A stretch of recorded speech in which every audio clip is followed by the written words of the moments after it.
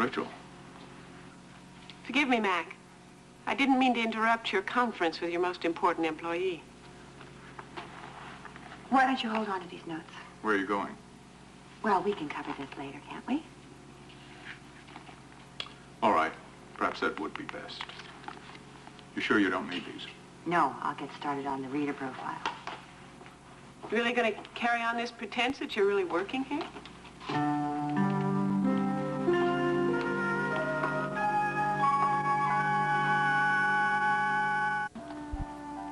Well, I hope you're pleased with yourself. I didn't come over here to argue with you. No? Then why bait Janice like that? Sorry. Why did you come? We have some unfinished business to discuss. What kind of business? Property settlement.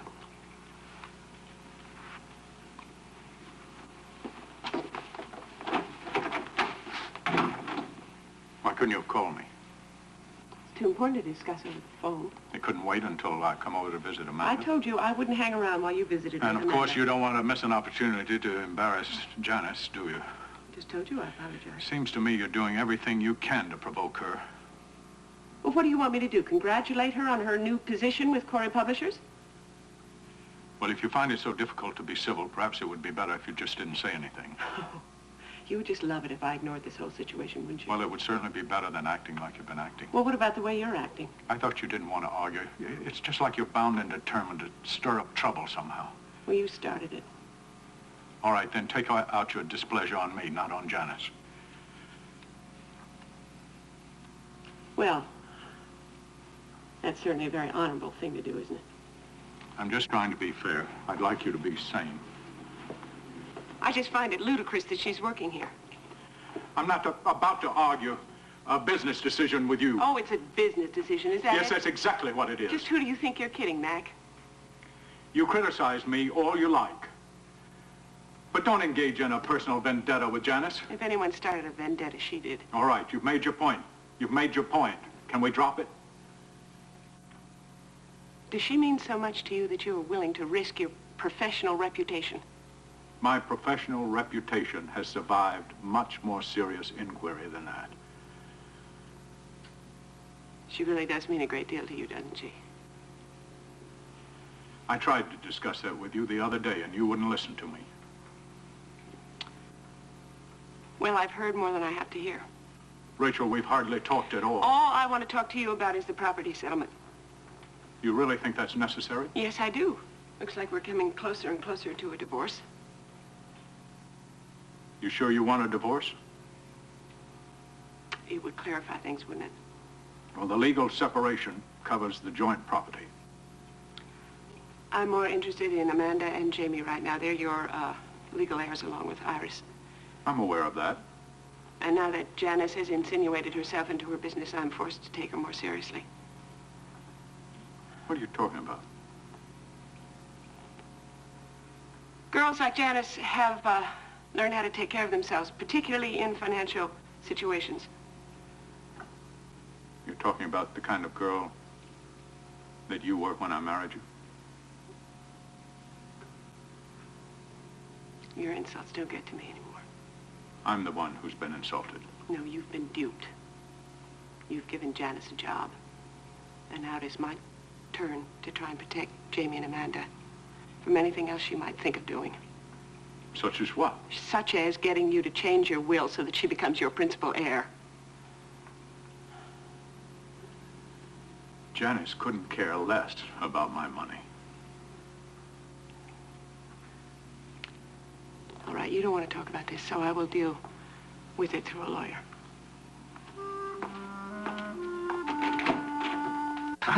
No, I'm sorry I gave you that impression. I know textbooks aren't the most exciting subject. No, Jamie, it's just that I don't really seem to be able to focus on work lately. I know that feeling, so I won't take it personally. Please don't. Listen, we can do this another time if you like. Well, perhaps in fairness to you, that would be better. Okay, well, just let me know when you're ready, okay? I sure will. Thanks again, Jamie. Okay.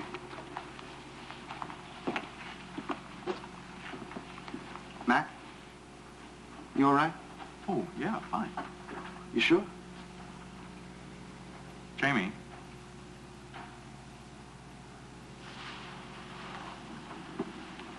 You think that you and I have a good relationship, don't you? Oh, I think it's terrific. Why? I just want you to know that it's not going to change because of my closeness to Janice. Mackie, you don't have to tell me that. But I think it's important that you know how I feel about you. Well, I already know. I mean, yeah, we have been through a lot together, but nothing's changed. It seems likely that Rachel and I will be getting a divorce. So, I just want you to know that I'm still going to think of you as part of my family. Well, why are you making such a point of this? I mean, has something happened? I had a rather distressing visit from Rachel this morning. She came by the complex? Well, she usually comes by to see me. Perhaps it's just as well as she didn't this time. What happened? Did you two have an argument? That's all we seem to do these days. Well, you two both have pretty low boiling points. Yeah, I guess you're right about that. Well, what did she come by for? She's all in an uproar about Janice. Oh. Well, why is she so concerned? Rachel seems to think that Janice is working at the complex as a threat to her own financial security, as well as yours and Amanda's. You mean she thinks you're going to turn the company over to Janice? She assumes that I'm going to change my will in Janice's favor. Oh, you can't be serious. Well, your mother certainly is. Mom should know better than that. Yes, she should, but she doesn't, I guess. Well, that must be very annoying for you. No, it's more confusing than annoying. Oh, hello, Iris. Hello, Jamie. How are you? Fine. Mac, we'll continue this later if you like. Thank you, Jamie. Excuse me. Yes, of course. Goodbye, dear. Goodbye.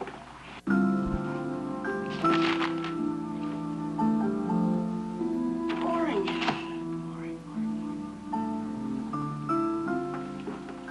Hello, Mrs. Corey. Yes, please. I thought you were up in your studio. Yeah, well, I was.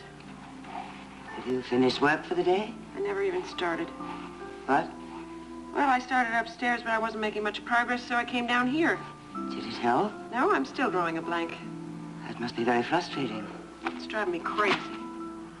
Perhaps if you were to try working out on the terrace. No, it wouldn't help, Louise. I'm just having one of those days, but I seem to be having them more frequently. Will Mr. Corey be coming by to see Amanda today? No, I think from now on, Mr. Corey will be seeing Amanda at the hotel. Mrs. Corey, is that what you want? I have never wanted Amanda to be exposed to Janice Frame, but I can't seem to avoid that now. Ask him to visit her here. It won't do any good, Louise. Mr. Corey says that she's a very important part of his life right now. That is Janice. Miss Frame can't be as important to Mr. Corey as you are. Louise, you've got to get over this delusion that he cares about me. I can't believe it's an illusion. Or a delusion. Oh, Louise. Look, I'm sorry. I didn't mean to snap at you. It's all right. No, it isn't all right. I know the pressure you're under. Well, that doesn't give me an excuse to snap at you. Well, this kind of nervous strain was probably the reason for your fainting spell. Yeah, that's what Dr. Hammond thinks. Is that what the doctor told you?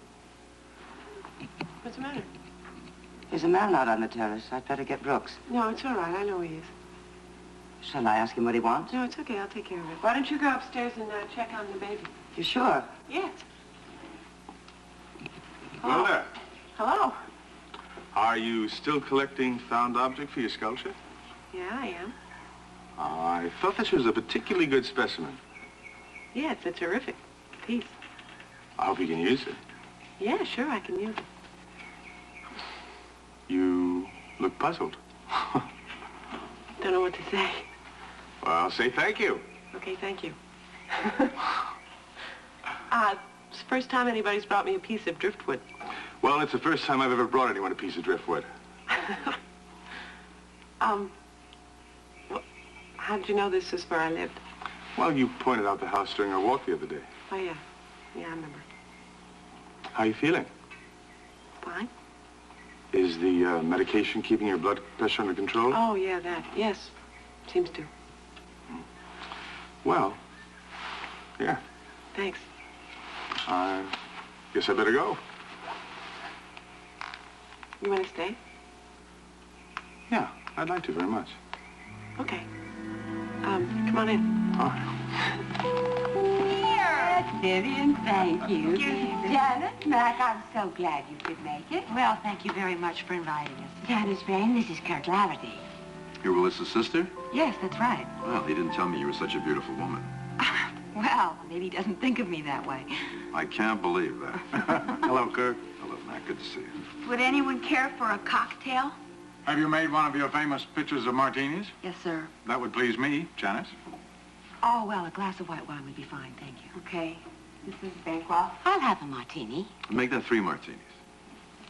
You want 3 martinis? No, Vivian. One for me, one for Kirk, and one for Mac. That's 3 altogether. Oh, okay, I get it. Yes.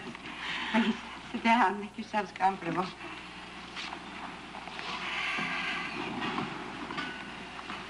Well, Willis told me great... Oh.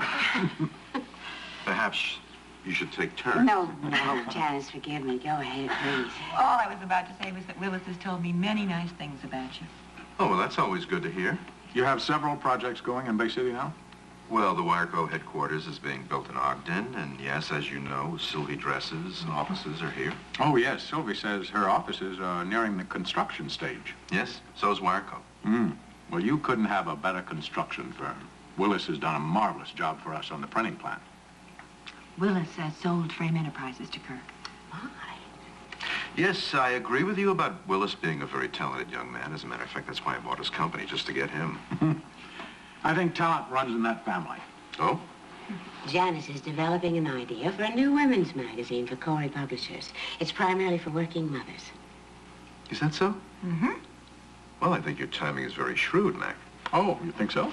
Sure, such a high percentage of women make up the total workforce, and now with inflation being what it is, more and more women are going to work out of necessity rather than choice. Speaking of workforce, I bought Vivian a food processor you would not believe. Janice, would you like to see it while the men talk business?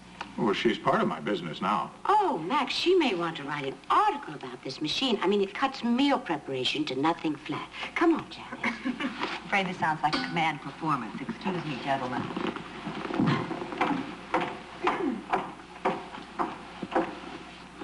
Mac, I would like to apologize, first off, if I caused you any awkwardness in getting that New York apartment for Rachel. Oh, no.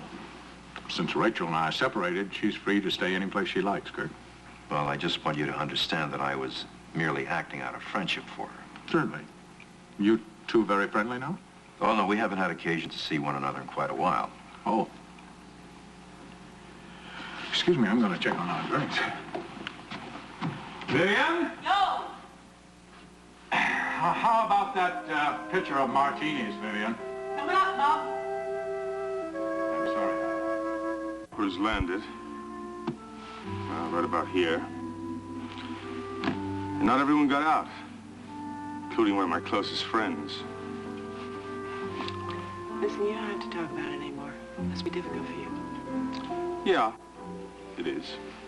I mean, I could tell you some amusing anecdotes about Saigon bars and B-girls and generals, but it's very hard to explain what war is really like. I expect most people don't want to know what it's like. No, they don't. Is this story going to be in your book? Oh, part of it, yeah. One part I just told you now. You know, Rachel, I've never told that story to anyone before. Well, thanks for sharing it with me. Listen, could we talk about something a little less depressing? Oh, sure, I'm sorry. Come on, sit down. Good. Well, tell me, did you come from Bay City originally? I thought we weren't going to depress ourselves. No, come on. I'm from Ohio. Oh. So how did you wind up in Bay City? Iris Bancroft. Iris? Yeah, I came to tell her the news of her husband's death and to bring some of his belongings with me. You knew Iris and Elliot when they were married, huh? No, I actually met her in Bay City. just for the first time. In fact, I haven't seen her since Elliot's memorial service. Well, why did you decide to stay here then? Well, Mac Corey offered me an advance of my book. Corey Publishers are coming out with it in the spring. Do you know Mac? Yeah, I do. How well? He's my husband. We're separated, though. I had no idea. Bet you wouldn't have stopped by if you'd known that. Sure I would. I don't believe you. Why? Most men would value their book contracts too highly to get on the wrong side of Mac Corey. Yeah? Well, that's because most men are afraid to take risks. You saying you're different? Listen, I wouldn't have lived the kind of life I led if I weren't different. Excuse me, Mrs. Corey. Yes, Brooks.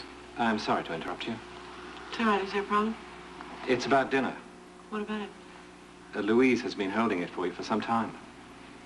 Oh, I had no idea it was so late. She should have said something. She knew you were occupied. Listen, you want to stay for dinner? Sure, it's no trouble. No, it's no trouble. I'll tell Louise to set another place. Okay, thanks, Brooks. Of course, I don't know what we're going to have. You ready for potluck? Anything's fun. Thanks.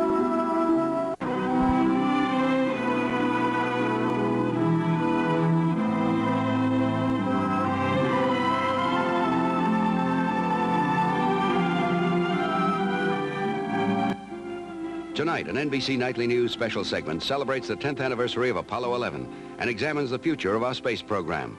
And Sunday night, don't miss Tom Jones starring in Pleasure Cove, followed by Primetime Sunday, all on NBC.